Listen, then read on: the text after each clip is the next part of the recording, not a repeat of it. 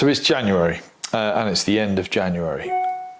And yeah, the emails keep coming in. Yeah, so it's been a difficult January, and I'm not going to lie, it's been tough. I'm sure it's been tough for a lot of people in the world, and I'm sure my problems are not significant to other people's problems and whatever, but they're me, they relate to me, they're my problems, so they are difficult for me. And I've always been the kind of person that believes hard work pays off, insert cliche here. I've always been the kind of person that believes, in myself, in the sense that I can work my way through most scenarios. And also, if I've tried something or I've taken a risk on something in terms of jobs or work or whatever, I've always known that in the back of my mind, I can rely on myself to go out and make money, i.e. I will go and work in a factory or work and doing something physically difficult to make sure that I put food on the table of my kids, and my wife, my family. So I've never felt the pressure to succeed. I want to succeed, but I've never felt the pressure of, you must do this. I've always had that kind of backup on my mindset that actually, if it all goes wrong, I will go and work wherever to bring in money. And I guess what I am trying to talk about or try to get through or chat about is that since being self-employed and running my own thing, I've never felt pressure like this before in my life. And we've been going for quite a long time, and I've been doing this self-employed quite a long time, and it's a different kind of pressure. And I definitely burn out a lot faster doing this than I would doing anything else. I mean, I would always get to the point maybe after a year working in a job, working for somebody, where I'd need to take a break. And then, of course, you've got your leave, and you can take your leave, and you've earned enough money to go on holiday. Come home, yeah, it's a bit sad when you get home, but you're out. But for me, starting in your own business, doing what I'm doing means that the pressure is just never ending. The pressure is from everything from kind of, I should be spending more time with my family at home, to I've got to reply to this email, to get work, or to paying other people or paying your bills. And it's totally relentless. So I guess that's why burnout happens a lot quicker, and I wanted to make a small vlog about burnout and how I notice it, and how, if you are suffering from it, just to relate to you, I feel you, and I see you. And also, I guess this is a YouTubey bit, but if you've got any ways in which you cope with it or notice it or anything to do with it, really, comment below and let me know, because we're all in this together. I'm sure everyone from self-employed to working a high pressure job around the world, we're all in this same boat where we all feel this level of pressure. And I know from my perspective that if I let burnout get out of control, it can lead to weeks and weeks and weeks of being in bed. It can lead to weeks of being unfit, unhealthy, unhappy. And that's why in the short term, not in the short term, in my life, in me personally, I have developed, I think, a system of, I guess you call it coping mechanisms, but that has bad connotations. But it's more like sort of red flags that I notice. And I'll go through them, because I think if I go through them, other people might notice it. One of the things that I do one thing I notice when I'm burning out is food. I'm a big guy, 6'4". I'm 20 stone, just under 20 stone actually. And when I have noticed recently, or it's been brought to my attention recently, one of the things that I will do is, the second any level of stress comes on for me, I will reach for the food. And I don't mean like the odd packet of crisps. I will go through family packets of crisps. I will eat, 2 or 3 burgers. It's not beyond the realms of possibilities that I go to a certain burger outlet and order 2 meals. And so particularly recently, I was on my way back from a job, and literally pulled in and had exactly that. I had a double meal, and was plenty for sort of one person.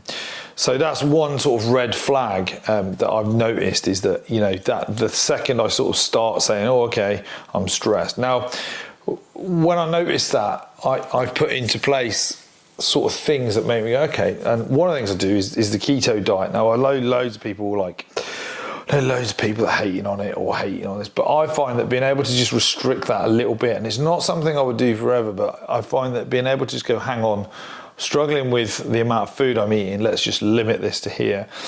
Yes, it's probably not the most healthiest thing in the world. I'm no nutritional expert, but what it does do is it allows me to kind of reset things and put me on the straight and narrow, which I think is good. It's very good. And then eventually, when I'm comfortable enough and I'm sort of rested, I can go back. Then one of the other things that happens as well is my sleep. Sleep tends to go out the window. I struggle to sleep. I struggle to switch my lights off. I sort of got into a routine of reading, which was really healthy, I think. And, you know, if I'm stressed, suddenly I'm like, oh no, I've got to have time for myself. And I do that by watching my phone, when really I should probably be reading. So there's another like red flag. It's the kind of phone in the bed and the doom scrolling and all that jazz, when really I could be reading and I could be, you know, putting that in place. And then so I noticed that happening. That's another red flag. The next one, I suppose, is not being able to get out of bed in the morning. So being self-employed is a dangerous game, because if you've got no office to go to, you've got no space to go to, you can easily just sit in bed. And what I would do is quite naughty, is sit in bed and play Xbox. And then before you know it, time has gone and you're sort of at 10 o'clock, and then the whole vicious circle happens. It gets like 10, 11 o'clock, you know, and then you're still playing it, and you know that you should be answering emails, and you've actually swallowed up half your time. So yeah, so that's another red flag. Being unkempt. Now, I'm not saying I'm unhygienic, but certainly there's a level of sort of pride in my appearance, and I don't mean dressing smart when I'm at home, but certainly things like letting my beard get a little bit unkempt, unsheveled, not washing my hair perhaps, or